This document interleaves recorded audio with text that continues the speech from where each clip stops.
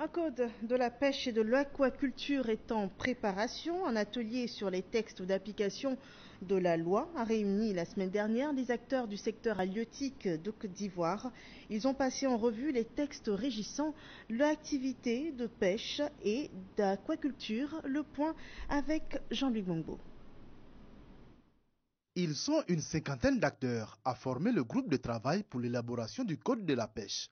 Un groupe de travail dont la mission est de doter la Côte d'Ivoire d'un code de la pêche et de l'aquaculture. Les tests de 1986, c'est des tests qui vraiment posaient beaucoup de problèmes et il y a beaucoup de dysfonctionnements au niveau des administrations.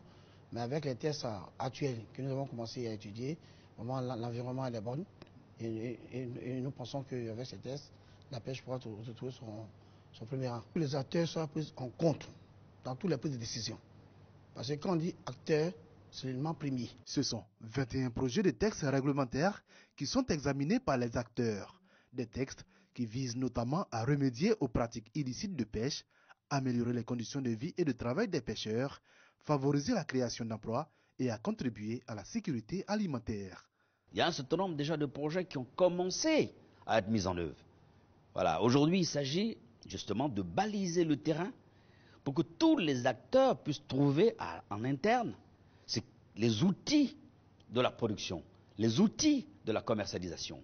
Partout, il doit y avoir des règles. Et c'est ça qui fait un pays fort, un pays qui a besoin de s'asseoir sur donc une base pour projeter pratiquement tous ces investissements. Le ministre a rendu un vibrant hommage à l'agence japonaise de coopération internationale qui aide la Côte d'Ivoire dans la restructuration de ce secteur.